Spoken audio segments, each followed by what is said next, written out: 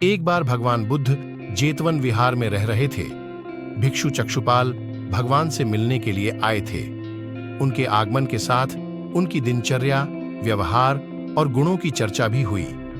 भिक्षु चक्षुपाल अंधे थे। एक दिन विहार के कुछ भिक्षुओं ने कुछ मरे हुए कीड़ों को चक्षुपाल की कुटी के बाहर पाया और उन्होंने चक्षुपाल की निंदा करनी शुरू कर दी कि उन्होंने इन जीवित प्राणियों की हत्या की। भगवान बुद्ध ने निंदा कर रहे उन भिक्षुओं को बुलाया और पूछा कि क्या तुमने भिक्षु को कीड़े मारते हुए देखा है?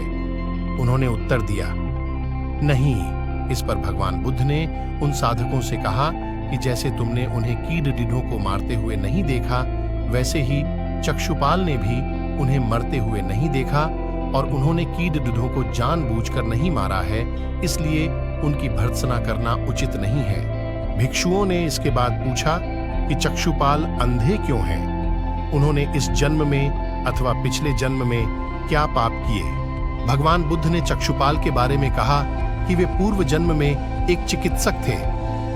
एक अंधी स्त्री ने उनसे वादा किया था कि यदि वे उसकी आंखें ठीक कर देंगे तो वह और उसका परिवार उनके दास बन जाएंगे। स्त्री की आंखें ठीक हो गईं, पर उसने दासी बनने के भय से यह मानने से इनकार कर दिया।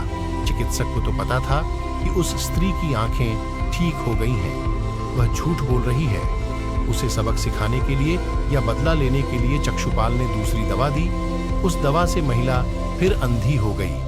वह कितना ही रोई पीटी, लेकिन चक्षुपाल जरा भी नहीं पसीजा। इस पाप के फलस्वरूप अगले जन्म में चिकित्सक को अंधा बनना पड़ा।